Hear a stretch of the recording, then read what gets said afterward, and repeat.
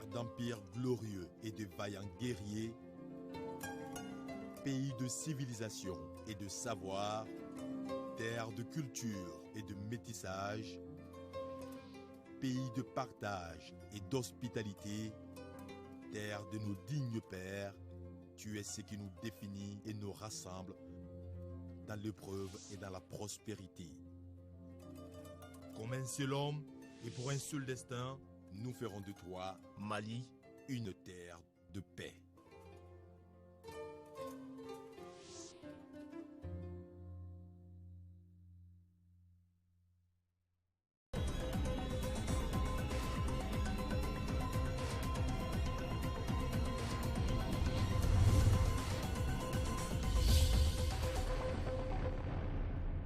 Journée internationale de la femme. L'événement a été célébré ce matin au Palais de la Culture sous la présidence du président de la République.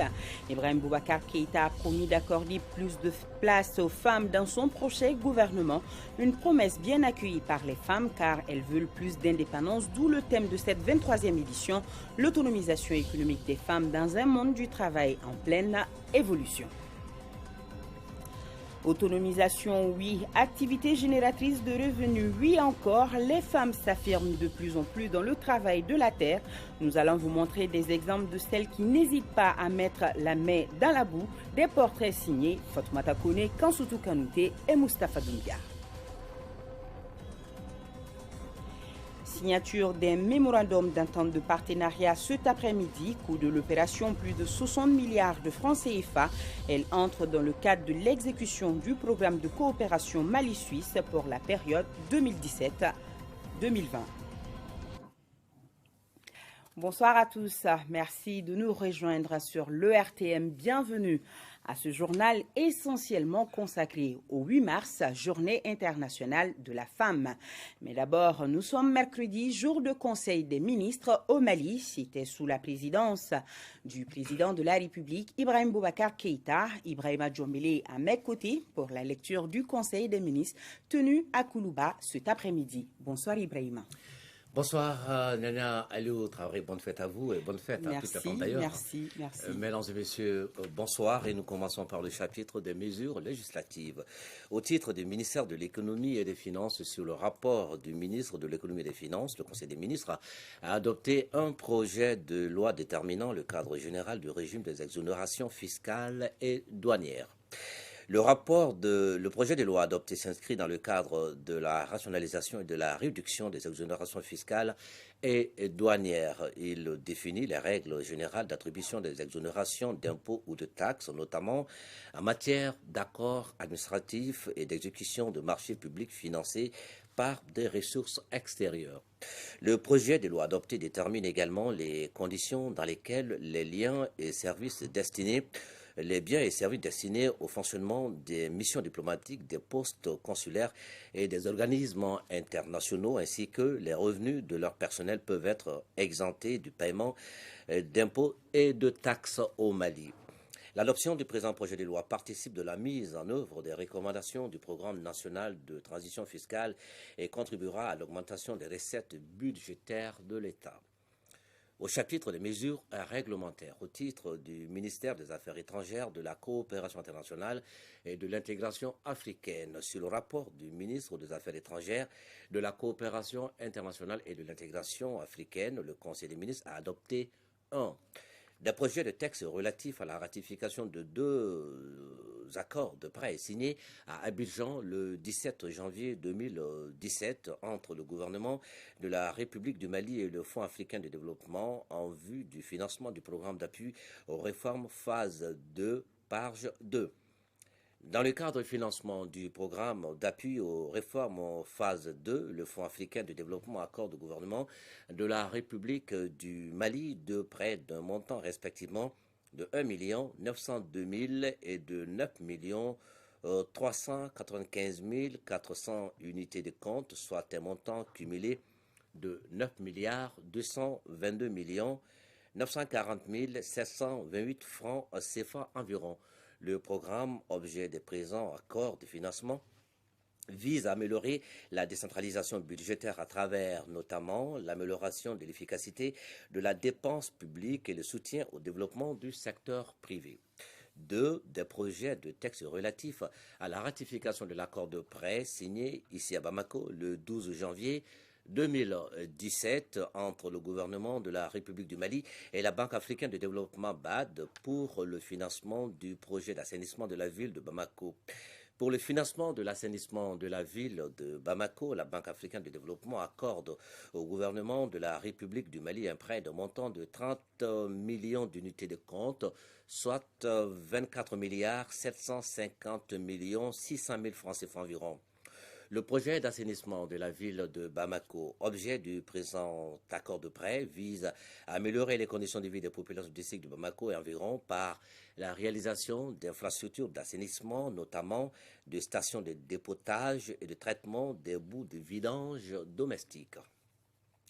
Au titre du ministère de l'Économie et des Finances, le rapport du ministre de l'Économie et des Finances, le Conseil des ministres a adopté un projet de décret portant modification du décret numéro 274 PRM du 23 juin 2000 déterminant les modalités d'attribution des avantages accordés aux promoteurs immobiliers. Le décret du 3 juin 2000 accorde aux promoteurs immobiliers des avantages sur certains impôts, taxes et droits en vue de faciliter l'accès des populations au logement. Le projet de décret adopté réajuste la liste de ces avantages fiscaux et douaniers.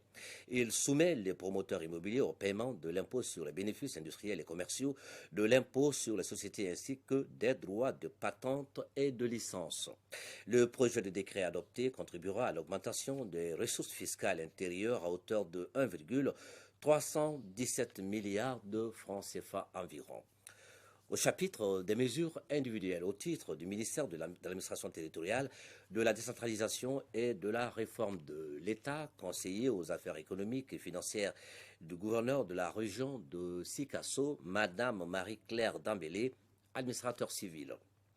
Au titre du ministère de la promotion de l'investissement et du secteur privé, conseiller technique, Monsieur Demba Tunkara, inspecteur des services économiques. Au titre du ministère de l'Élevage et de la Pêche, inspecteur à l'inspection de l'élevage et de la pêche, Madame Ndao Founé, dite Aïssatou Traoré, vétérinaire et ingénieur de l'élevage. Au titre du ministère du Développement industriel, conseiller technique, Madame Fatoumata Siragata Traoré, planificateur. Au titre du ministère de l'Emploi et de la Formation professionnelle, conseiller technique, M. Sidi Mohamed Ag Mohamed, professeur principal d'enseignement secondaire et général.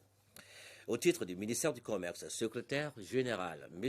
Adama Yoro Sidibé, magistrat. Conseiller technique, M.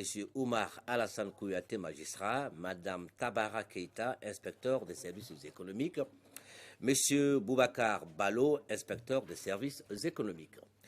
Au titre du ministère de l'Énergie et de l'Eau, chargé de mission, M. Mahamadou Ibrahima, médecin, coordinateur technique de la cellule nationale de planification, de coordination et de suivi du développement du bassin du fleuve Sénégal, cellule OMVS, Madame Fatoumata Kane, ingénieure de construction civile.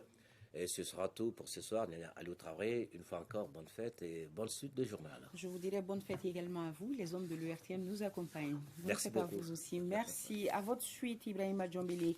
La lecture de ce communiqué du gouvernement de la République du Mali qui vient de nous parvenir. Le gouvernement de la République du Mali informe l'opinion nationale et internationale du report de l'installation des autorités intérimaires de la région de Tombouctou, des régions de Tombouctou et Taoudéni, initialement prévu le lundi 6 mars 2017, en raison d'une situation locale marquée par l'attaque injustifiée de 2 postes de contrôle des forces armées maliennes par des individus armés et ce, en violation des dispositions de l'accord pour la paix et la réconciliation.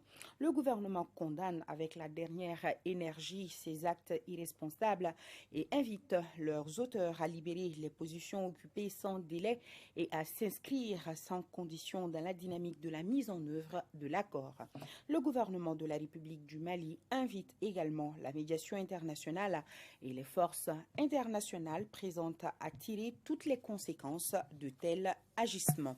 Et nous avons ce taux de communiqué qui vient également de nous parvenir. Le ministre des Sports informe l'opinion nationale et internationale qu'en raison de la persistance de la crise au sein du football malien, l'organe directeur de la Fédération malienne de football est dissous.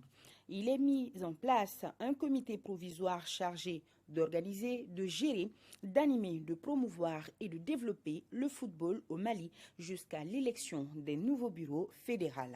Le comité a pour mandat de réunifier la famille du football, d'organiser une assemblée générale élective, de professionnaliser le championnat national, de plancher sur les problèmes d'encadrement de nos équipes nationales. Le ministre des Sports invite les acteurs du football à œuvrer ensemble pour la cohésion et la refondation du football malien. Le président de la République, Ibrahim Boubacar Keïta, a reçu cet après-midi en audience le ministre tchadien en charge de l'agriculture. Il est porteur d'un message du président Idriss Déby Itno.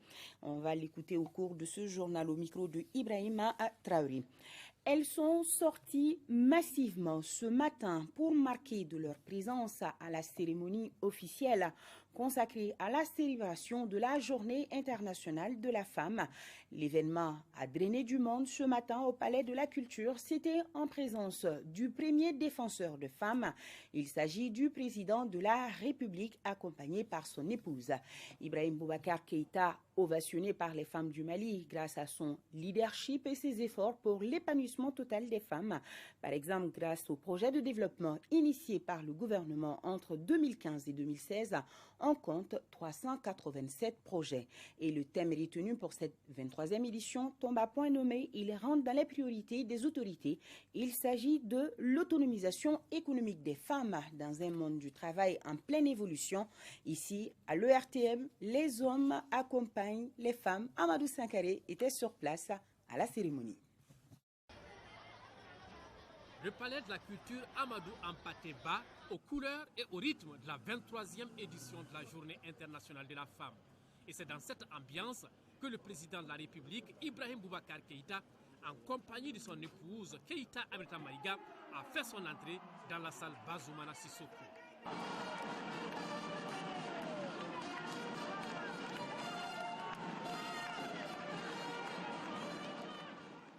Du haut de la tribune, les femmes du Mali, à travers la CAFO, ont tenu à rendre un hommage mérité au président de la République pour ses efforts en faveur de leur épanouissement.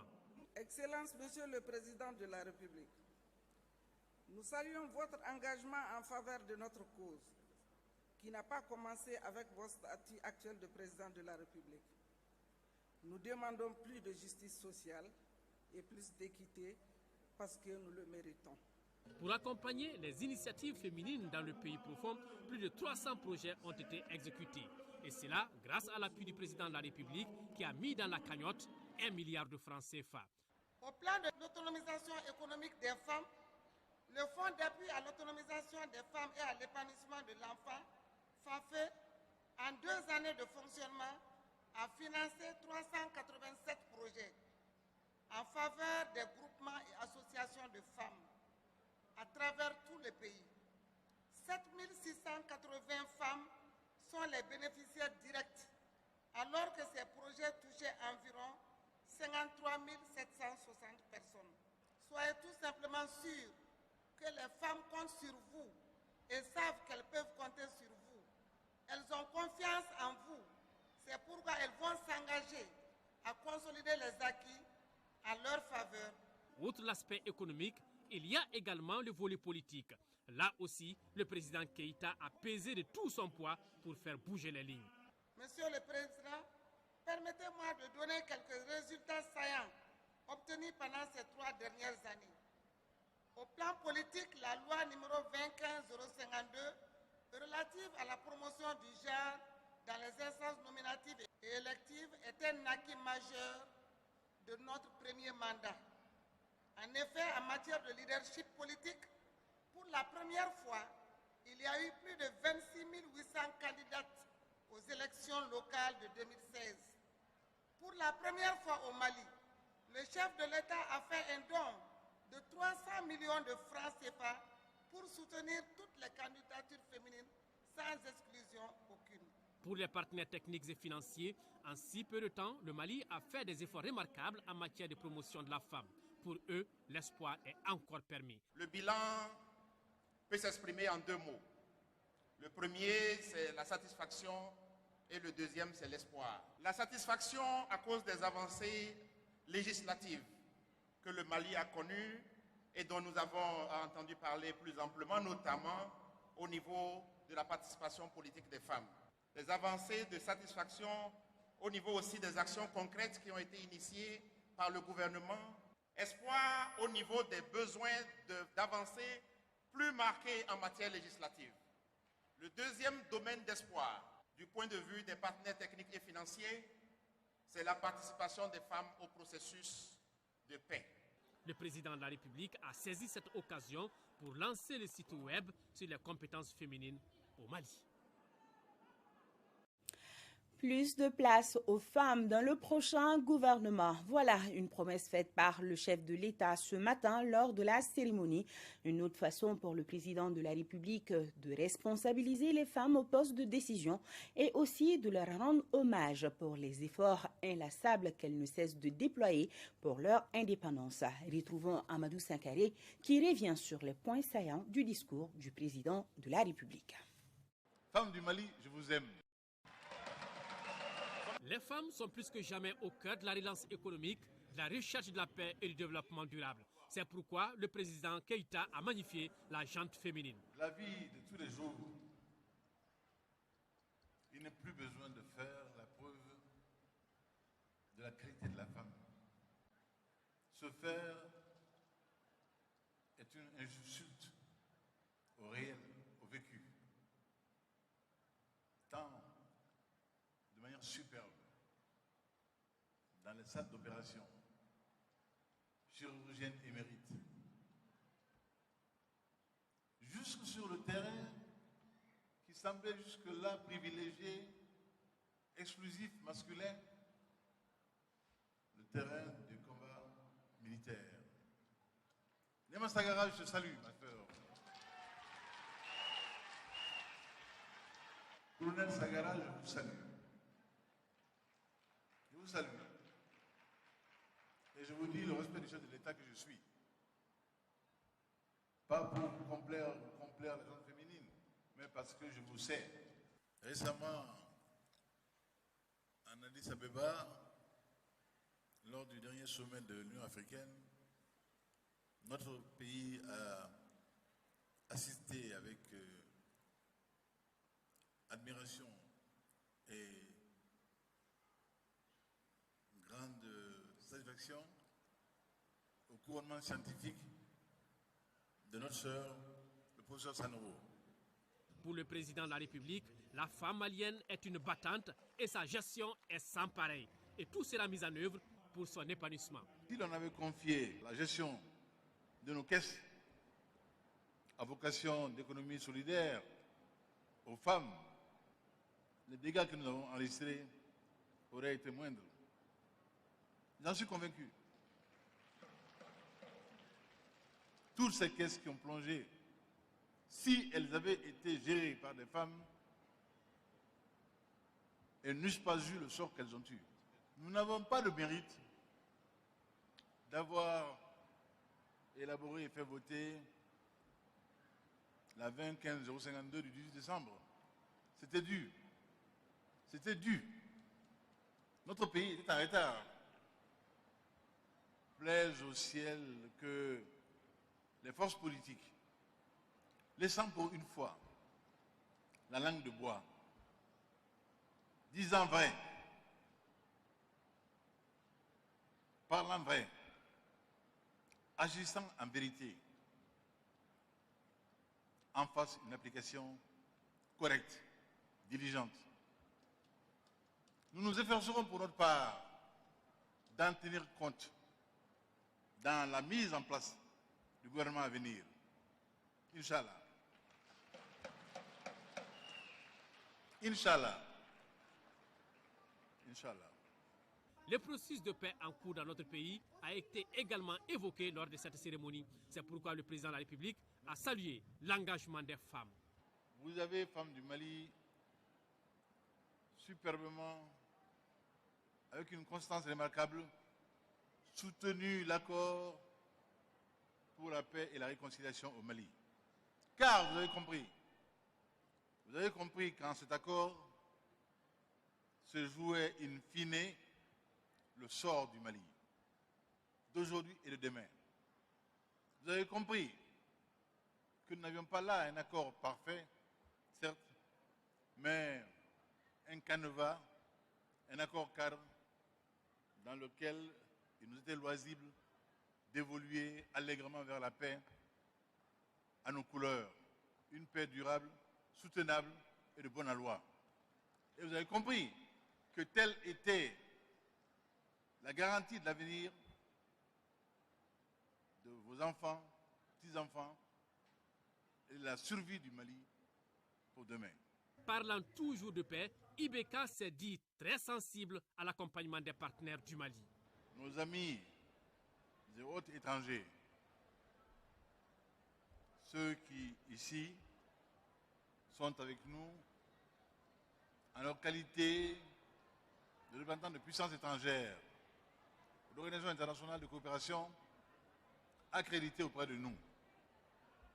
Ils méritent notre respect et notre considération. Qu'à ce sujet, je fasse une mention ayant été vivement impressionné ces jours-ci par la présence de certains d'entre eux à Menaka, à Kidal et à Gao.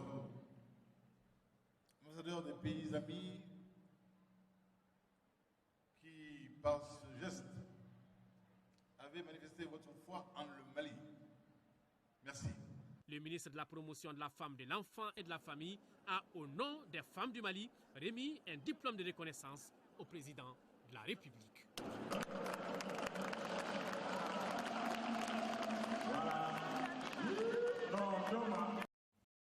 Direction Baguineda et Kassela, nous allons à la rencontre de braves dames qui doivent servir d'exemple. Ces bonnes dames avaient, je dis bien avaient, comme activité principale la coupe abusive du bois et la vente de charbon, mais depuis, elles ont changé de fusil d'épaule en se reconvertissant dans les activités génératrices de revenus, une façon pour elles de participer pleinement à la protection de l'environnement. Aujourd'hui, grâce au maraîchage et à la transformation des produits forestiers non ligneux, ces femmes se disent autonomes socialement et financièrement. Suivons Fatoumata Kone qui est allée à leur rencontre. Baïni sort à grands pas de la concession, une expression inquiétante sur son visage. Subitement, l'expression change après un constat. Bonjour, comment va la famille? D'une gaieté communicative, cette fois-ci, Baïni se met à la tâche car le jeu en vaut la chandelle. J'envoie un peu à mes enfants, mes belles-sœurs. Demain est un jour de marché, j'en profite pour vendre le reste. Je peux gagner entre 25 000 et 30 000. Dans le périmètre maraîcher de Kassela, plus d'une centaine de femmes se retrouvent matin et soir. Tâche principale, arroser chacune au moins 2 plonges. Les plus persévérantes entretiennent plusieurs. Un choix fait par Fatoudem, option qui la rend d'ailleurs plus heureuse. Je paye la scolarité de mes enfants. Récemment, j'ai payé des chèvres avec mes gains. Regroupées au sein d'une coopérative, elles ont trouvé des astuces permettant de régler leurs problèmes. Chaque femme cotise 1 000 francs par mois. Ce fonds nous a permis d'acheter un groupe électrogène, un panneau solaire et de rénover notre fourrage. Mieux encore, l'argent de la cotisation a permis d'acheter un terrain. Construit et équipé grâce à la gestion décentralisée des forêts, Jeu de Fort 2. Notre stratégie d'intervention, c'est le faire faire. Toutes nos activités que nous, on met en œuvre, donc il y a l'encadrement sur place. Il les apprend comment faire la transformation de ces produits les aide à les vendre. Dans le centre multifonctionnel, une vingtaine de femmes font de la transformation de produits forestiers non ligneux en jus et en sirop. Une autre activité qui nourrit certainement son homme. Nous faisons du bissap à partir du tamarin et autres produits. Nous sommes payés à 2000 francs par semaine. Grâce à cette activité, je parviens à contribuer au bien-être de la famille et à satisfaire mes besoins dans l'habillement. Ici, toutes les femmes sont convaincues qu'à travers cette activité maraîchère, elles arrivent à ouvrir la porte de l'indépendance, appelée selon elles autonomisation financière des femmes rurales de Kassela. Nous allons à présent vous amener en troisième région où les femmes constituent plus de la moitié de la population et contribuent valablement à l'économie régionale. Ceci à travers diverses activités. Une équipe de l'ERTM Sikasso dirigée par Moustapha Doumbia a suivi quelques dames dans leur quotidien. Voilà ce qu'elle nous apporte.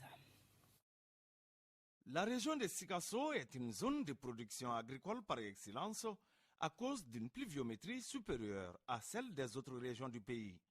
La troisième région s'étend sur 71 790 km² pour plus de 3 millions d'habitants. Les femmes constituent plus de la moitié de cette population et contribuent à tous les niveaux au développement socio-économique. La croissance économique et l'autonomisation de la femme, le gouvernement du Mali ainsi que ses partenaires continuent à déployer beaucoup d'efforts. Nous avons le programme de développement sanitaire social PRODES 3. Il y a également la création du fonds d'appui à l'autonomisation et à l'épanouissement. En 2015, le fonds a financé 97 projets et en 2016, 250 projets, dont respectivement 9 projets et 28 projets pour la région de Sikasso.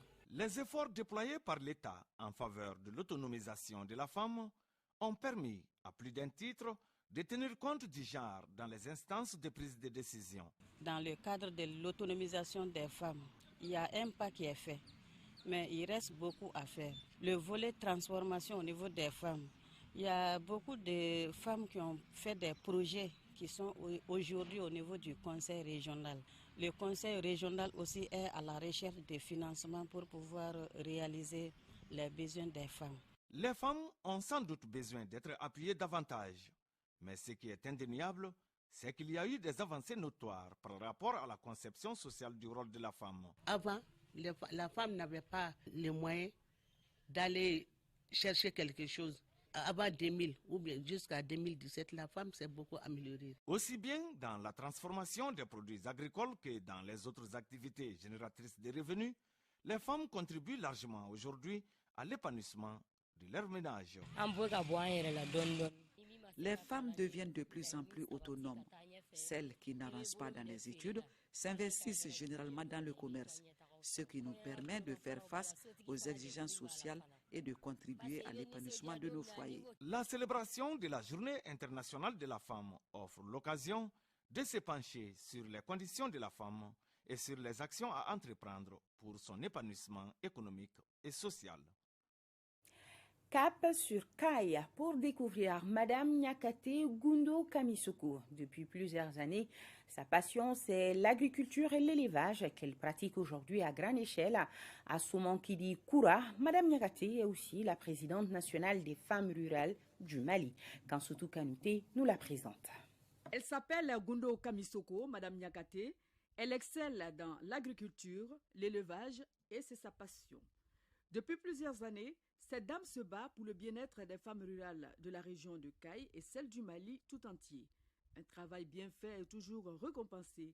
Aujourd'hui, cette battante est, et cela depuis 2 ans, la présidente nationale des femmes rurales du Mali. Nous sommes ici dans ces parcelles d'oignons, de bananes, de maïs. Nous sommes ici dans un champ de maïs. Ces plantes de maïs que vous voyez sont une variété de semences que nous cultivons pendant la saison sèche. Nous n'utilisons pas d'engrais. Nos engrais proviennent des déchets de nos animaux que nous élevons. Selon Mme Nyakate, elle n'est pas fonctionnaire. Sa vie, c'est l'agriculture et l'élevage. et arrivent à s'en sortir. C'est à travers tout ce travail que nous arrivons à faire face à nos besoins, à prendre en charge la famille et surtout nos enfants. L'agriculture nous a tout donné. Selon certaines femmes que nous avons approchées, elles se disent fières de Gundo car grâce à son dévouement, elles ne dépendent plus de leur mari. Gundo est une femme très humaine. Grâce à sa compétence et à son courage, nous avons presque tout ici. Elle nous représente partout et quand nous avons la chance d'avoir de l'aide financière, elle ne garde pas ça pour elle seule. Nous fabriquons nous-mêmes nos engrais grâce à Gundo, car elle nous a fait participer à des formations sur la fabrication de l'engrais. C'est avec nos animaux que nous obtenons de l'engrais à travers leurs déchets. Nous utilisons aussi des herbes et de la cendre. La présidente des femmes rurales du Mali ne travaille pas seulement qu'avec les femmes. Nous avons aussi approché certains hommes qui la connaissent pour avoir travaillé avec elle. Elle aide toutes les femmes du village et environnant. Samé, Djaganapé, Somakidi, village. On ne peut pas tout dire. Bonne fête de 8 mars à toutes les femmes du Mali. Merci. Tant surtout d'autres portraits de femmes dans nos prochaines éditions. Vous aurez également très prochainement l'intégralité de la cérémonie du 8 mars dans nos programmes. Le Rassemblement pour le Mali, RPM, le comité exécutif central du parti YELEMA, l'Alliance démocratique pour la paix ADP Maliba, le Parti social-démocrate africain et le Conseil supérieur de la diaspora malienne dans les communiqués déposés à notre rédaction souhaitent une bonne fête de 8 mars à toutes les femmes du Mali. Autre terrain, autre lutte, nous allons aborder celle menée en tandem par le département des transports et mise au RTM 2016. Ces deux partenaires veulent amener les femmes à s'impliquer davantage dans la lutte contre l'insécurité routière, d'où l'organisation d'une journée de sensibilisation. Batraouri, reportage. L'insécurité routière est devenue un phénomène d'actualité au Mali. Toutes les voies doivent être explorées pour lutter contre ces fléaux. Le département de l'équipement, des transports et du désenclavement saisit l'occasion du 8 mars pour appeler les femmes à plus d'implication dans la lutte contre les accidents de la route. La lutte contre l'insécurité routière est l'une des priorités définies par le président de la République, son Excellence M. Ibrahim Boubacar Keïta. C'est ainsi que dans le domaine de la mise en œuvre des actions prioritaires de mon département, une place de choix a été accordée à la sécurité routière. La sensibilisation et l'éducation de nos enfants s'inscrivent dans cette dynamique. L'objectif de la journée de sensibilisation est de toucher le maximum de jeunes. Pour cela, 150 femmes vont être formées sur le code de la route. Les accidents de la route sont devenus une préoccupation qui interpelle tous à cause des conséquences graves qu'ils portent sur la famille, la société, la nation toute entière. Aujourd'hui, le rôle de la femme dans la société n'est plus à démontrer, en ce sens qu'elle constitue le pilier central de la cellule de base qui est la famille. Et pour porter haut ces messages de sensibilisation, Miss Ortem 2016 a été consacrée ambassadrice pour le port du casque. Le conseil que j'ai à vous donner en tant qu'ambassadrice pour la promotion du port du casque au Mali, moi, Miss Oyartien, j'ai choisi de porter le casque si je suis en moto. Faites comme moi. Des prestations d'artistes ont naturellement agrémenté la cérémonie. Yeleni d'or de la santé décernée au ministre de la Santé et de l'Hygiène publique. L'œuvre est de l'ONG Djitoumou-Kunkan qui a voulu récompenser les mérites du docteur Marie-Madeleine Togo en matière de santé ici au Mali. Yeleni d'or décerné au ministre de la Santé, le docteur Marie-Madeleine Togo. L'œuvre est de l'ONG Djitoumou-Kunkan. Et nous allons revenir à l'activité du président de la République, Ibrahim Boubacar Keïta, qui a reçu cet après-midi en audience le ministre tchadien en charge de l'agriculture. Il est porteur des messages du président Idriss Déby Itno, un message qui évoque la relance des activités du SILS. Le Conseil des ministres de l'organisation se réunit sur la question les 11 et 12 mars prochains à Nouakchott. Assad Gamar Silek donne plus de détails au micro de Ibrahim Traoré. J'ai eu le plaisir d'être reçu par le chef de l'État malien pour lui transmettre un message de son frère et ami, le président du Tchad, Idriss Déby, qui a tenu à lui transmettre ses amitiés et par rapport aux récents événements survenus dans le pays, à lui transmettre ses sentiments de solidarité et ceux du peuple tchadien dans la lutte que le Mali mène pour lui-même et pour toute l'Afrique et dans laquelle nous sommes solidaires. Et donc nous ne pouvons pas manquer une telle occasion pour transmettre ces sentiments. Nous avons abordé en même temps des questions qu'on m'a chargé de transmettre en rapport avec la coopération entre nos deux pays, notamment sur le plan de l'agriculture en termes de partage d'expériences et sur le plan de la gestion de ce que nous avons en commun à travers les organisations qui nous lient, notamment le SILS, dont nos deux pays sont membres fondateurs. Et donc c'est toutes ces questions que j'ai eu à évoquer avec le président et pour lesquelles j'ai eu les réponses que je transmettrai à celui qui m'a chargé de le faire. Nous allons partir avec mon collègue malien à un conseil des ministres du SILS et donc un des points essentiels c'est comment relancer les activités du SILS qui est un instrument important pour nos pays et pour la région en ce qui concerne les crises alimentaires. Plus de 60 milliards de francs CFA, c'est le coût de financement du programme de coopération Mali-Suisse pour la période 2017-2020. Le dit programme s'inscrit dans un contexte de prise en compte des urgences de développement, de paix et de sécurité post-conflit. Un mémorandum d'entente de partenariat a été signé cet après-midi dans ce sens. Moussa Fane nous en parle. La signature de ce mémorandum devra favoriser la mise en œuvre des grands axes de coopération entre la Suisse et le Mali.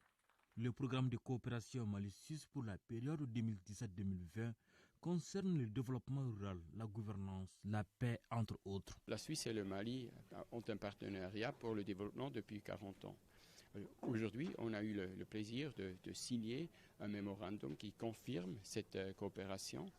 Nous travaillons dans 3 domaines, en principe dans la formation professionnelle, surtout des jeunes. Le deuxième domaine, c'est la sécurité alimentaire et le développement rural. Le troisième domaine, c'est la régionalisation. Selon le directeur Europe du ministère des Affaires étrangères, cette nouvelle stratégie de coopération Mali-Suisse va contribuer à renforcer la stabilité et la réconciliation nationale au Mali. Les relations de coopération et d'amitié entre le Mali et la Suisse sont excellentes. Quant au nouveau programme de coopération dont le lancement coïncide si heureusement avec l'année des 40 années de présence de la coopération suisse au Mali, et se décline à travers la nouvelle stratégie et couvre la période 2017-2020, avec une enveloppe prévisionnelle de 96 millions de francs suisses, soit environ 60 milliards de francs CFA. Le dit programme s'inscrit dans un contexte post-conflit qui implique la prise en compte des causes profondes de la crise et est donc bâti à travers une approche flexible sur le triptyque urgence, développement, paix et sécurité. Le programme de coopération Mali-Suisse pour la période 2017-2020 contribue aussi à valoriser le potentiel agropastoral. Il intervient dans les régions de Sikasso, Mopti et Tombouctou. Point de presse sur les activités qui rentrent dans le cadre de la commémoration du 11e anniversaire de la disparition de Ali Farka Touré. La rencontre est une initiative de la fondation du même nom, Fousseini Tounkara, compte rendu. De ce point de presse, il ressort que les activités commémoratives des 11 ans de la disparition d'Ali Farka Touré seront marquées par une tournée à travers le monde. Le triple Grammy Award sera honoré par le groupe Ali Farka Band. Cette 11e année de disparition de l'artiste sera marquée dans notre pays et dans plusieurs pays occidentaux à travers le groupe Ali Farka Touré Band qui commence une tournée en mai. Cette tournée conduira le groupe en France, en Hollande, en Belgique, Londres et aux États-Unis.